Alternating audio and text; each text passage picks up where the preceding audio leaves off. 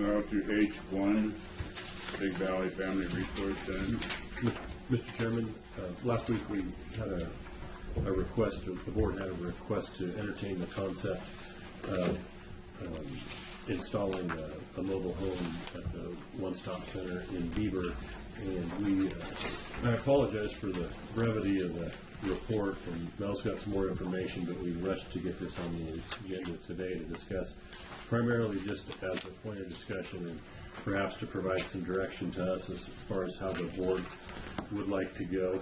I think Mel's got some comments on it as well, but that is the purpose of the agenda item.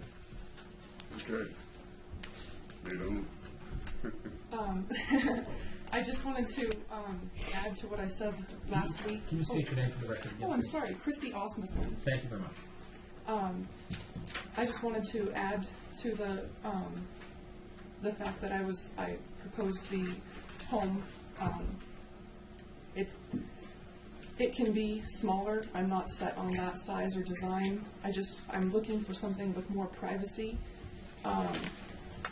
There was a design that I was told that the county had built or had made the pictures at the resource center, and it's just over 3,000 square feet. And what I had found was right around 2,000 square feet. So it's not really size that I'm looking for. I'm just hoping for something just a little bit bigger than what we have right now. Right now we're at about 1,100 square feet, and just privacy for our clients and confidentiality to help with those clients. Well, the combination of the two gives you over 3,000. Yeah, it does. I was gonna, what I'm hoping to do with the other building that we're currently in right now was to hopefully start a thrift store and also use that as the food bank. I just feel there's a real, I could really do well with a thrift store there in the Big Valley community. There isn't anything there, and I have a lot of people who've been coming in for coats and other clothing items that people donate, and we just put in the front, kind of between the two doors there. That front door actually doesn't lock, so anybody can come in at any time, but I always have clothes there that people are taking. So I'd really like to start a thrift store in the other building. Okay, anybody else wish to speak? Mel, did you have a comment? I just wanted to say that I was here in June and talked to you about our plans, and that included working with an architect to have an assessment done and identify the priorities for all of the one-stops. And this is the first I've heard of using the old building for a thrift store. It's a county building. It's up to you guys what you want to do with it. I personally think that if we're going to put a modular, it needs to be a commercial modular, not from a mobile home manufacturer, because I've got 2 mobile homes on the lot up at Hospital Lane, and I know what the issues are with those. A lot of retrofitting, and then you have problems with everything afterwards. If the storage is an issue, I looked at Connex containers and I was surprised at how cheap they are and all the things you could do with them. I had never looked at those before. They're relatively inexpensive. We could get those for storage for even the one stop in Westwood, which also is a storage issue. And then I still would like, I'm meeting with the architect on the 30th. We're going to tour Herlong and Westwood on that day. Can't quite squeeze all 3 of them in the same day. She's going to come back and we're going to look at Big Valley. But, if you want to proceed with the plan for a modular, that's a whole different direction. I can certainly work with whatever you propose, but there's a limited amount of funds available. We've had, this issue's been discussed now for several years, and I think we have a need to get something in place. So I think, it's fine that we're working on the others, and maybe there's some options for storage, but I think it really would be worthwhile if we could maybe put together an RFP and circulate it for some sort of a commercial grade building that could be, instead of kind of going this route here, but take this concept and put it to bed. I mean, I appreciate what Christie did in terms of going to a local vendor and saying, what can I get for, X number of square feet to be able to locate in a manner like this here, is if this isn't going to be the way to go recommended, then let's proceed. Let's put out an RFP and see what we get back in terms of proposals from vendors around who could cite us a several square foot commercial grade, modular type facility up there. Depending upon what happens there, it could be, the same concept could be employed in the other two resource centers. Because we basically talked about when we had those meetings back in May and June, we have about roughly $600,000 in change, putting a couple $100,000 in each of the three sites to put something like this in place. So if we're not going to do that, then maybe this is better than not at all. But I'd like to see us proceed and do something sooner rather than later. Well, and this is why I wanted to meet with the architect and get an assessment and discover and really That's going to happen in prioritize December? needs. Does that happen? Yes. Okay, well then, I would say maybe no later than January, come back with a proposal for circulating an RFP to start that process. Yeah, I have to admit, I was kind of caught off guard last week when this was brought to us. I didn't realize there was a issue we were ready to move on. When Christie brought this up to us, this trailer. Well, I mean, this can's been kicked around for at least 5 years. Right, It's- but I didn't yeah, realize it's it solved was, it, but I wasn't under the impression Well- that end had come to an agreement amongst them all and decided, here's what we want to do. No, that's been part of the issue because we had the recession, we had the turnover in the staff who were managing it. I don't have the ability, or the staff has the ability to put out RFPs and know the planning and building codes and that kind of stuff. So I rely on Pete. Well- We're all relying on Pete for about 100 different projects, and Pete would be the one overseeing the RFP. I don't think he and should he's be just, doing exactly, and he's that. just the one guy. So, and he's working on Riverside and several other facilities at the same time. So, I mean, there are lots of reasons why nothing's been done to date. We don't have any solid decisions. I wanted to get the advice from the architect. I Who's am the concerned that we architect? it's the same architect firm that's that's doing Riverside, Symington. And you're gonna tour on the 30th of November? Yes. Could you shoot me an email? I'd like to go along for that. Larry, what's your take on it? It's your home. Well, it is, and, this has been, Lillian brought this up way before Christie as far as getting the deal, so we, through Mel, we did a great big architectural draft of building a new building, and it come back in, it way more money than what even Mel had at the time. And so we kicked it back and we talked about maybe getting some modulars in and maybe even moving, possibly, I had the idea of possibly moving it up to Aiden. Is an idea that really hasn't taken off and flown or spawned or whatever you want to call it. Christie's come back in and she's looked at the evaluation again, and it's her opinion too that they want to keep something there.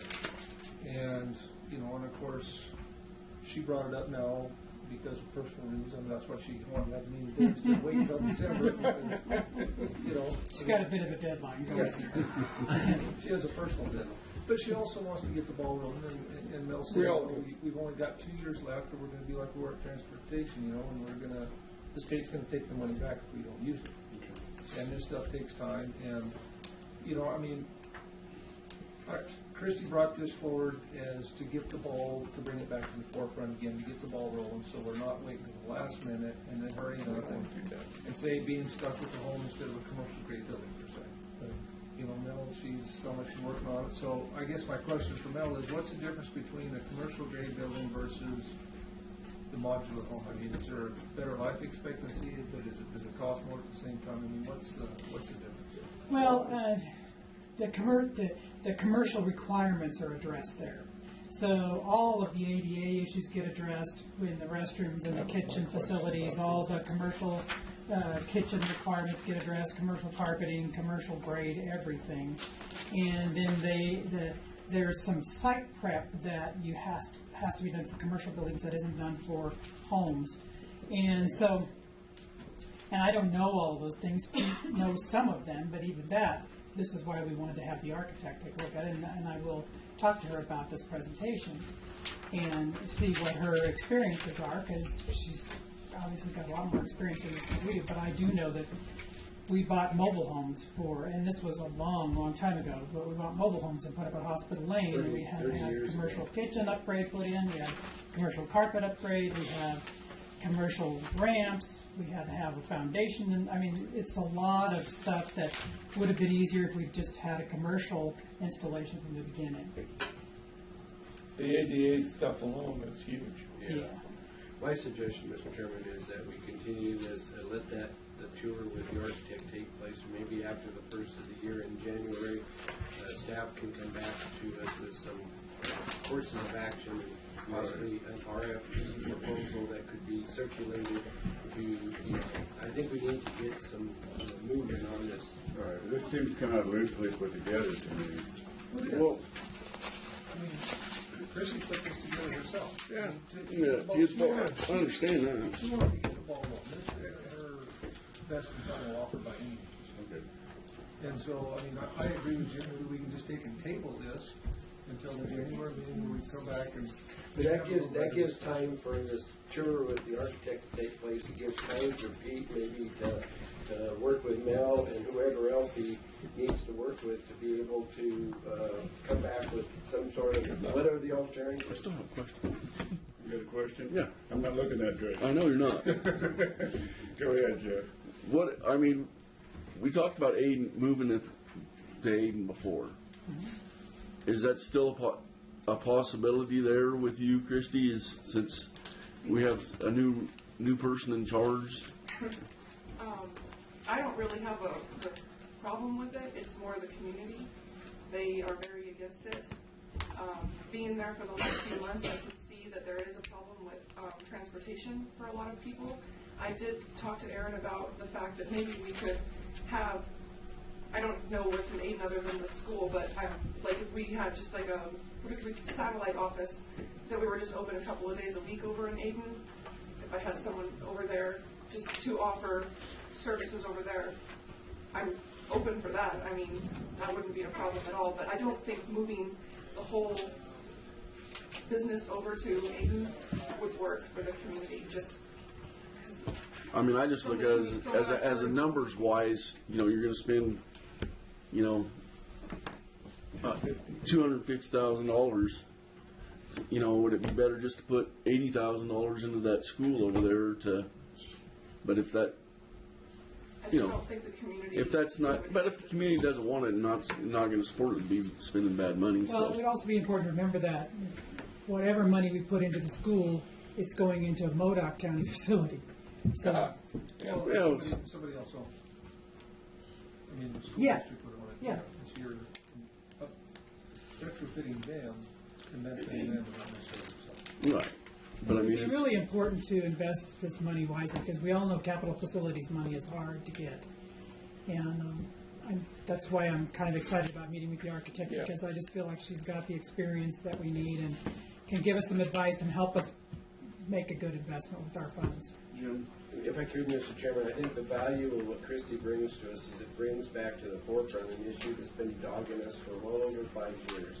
And I appreciate the fact that if we don't do anything else, then this is better than nothing at all. But if we can do better than this, and should be able to do better than this, then the time is for us to respond to this by saying, okay, this is good, but this would be better. And that's what has to somehow be put together so the board can deal with it. And just kicking that can down the road every few months isn't doing any of us any good. And so my suggestion is, this is better than nothing at all. But if you guys can come back by January sometime, we have 3 meetings scheduled in January, take your pick, it doesn't matter which one, that would be able to provide for an alternative to this, that would be an enhancement, an improvement, and a better use of those public dollars.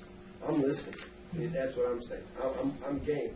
I want to see us be able to get something done. Yes. And I think, kicking the can down the road for another 5 years isn't going to get it done. I mean, I think the people up there, they need the space. And if this is a way to get them some additional space, then let's do it. And, the architect could provide a lot of insight as to how to put that RFP together. We got Tony now working in Richard's office, and he worked very closely with Pete. If we need to clone Pete, if that's what it takes to not only get this job I don't have done. any money for that. Yeah, but if you could figure that out, that'd if be that's awesome. what it takes to get this job done and a lot of other jobs done, that's what Richard gets paid the big bucks for, is to try to figure out how to do that. And I know he's working hard to getting that done. He's already got some great staff in place, and we're starting to see some really good stuff happening.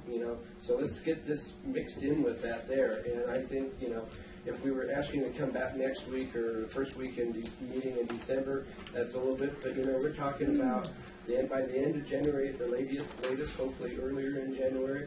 Gives you a few weeks.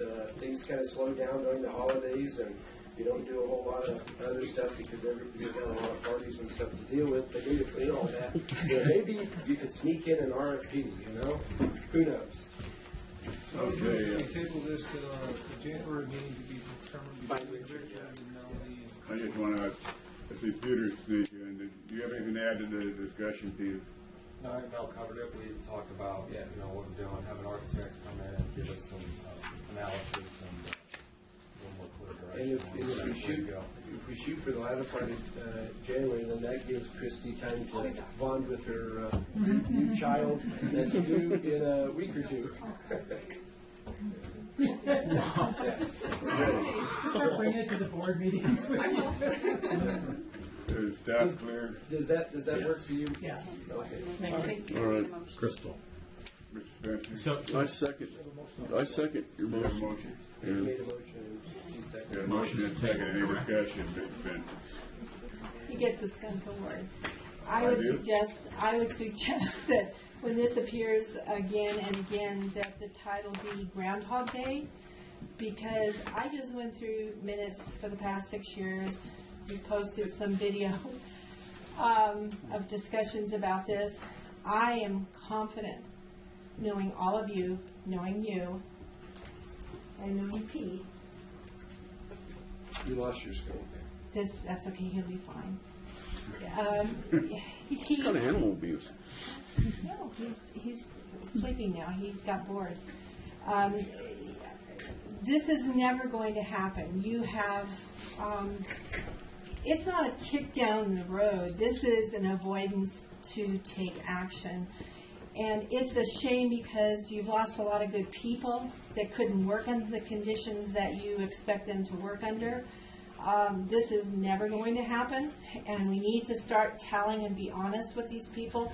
You're never going to spend that money. That's $600,000. And by the way, I'd like to know what budget that is. That's where that $600,000 is now. Do you know where it is? You can address the chairman. Yeah. I tried to find out yesterday, and nobody seems to want to tell me where to place the $600,000 is going to disappear in 2 years. So some of you have openly expressed your distaste for people in need, and that upsets me. It upsets a lot of people. But this is never going to happen, and you just need to start being honest. This isn't a kick down the road. It isn't.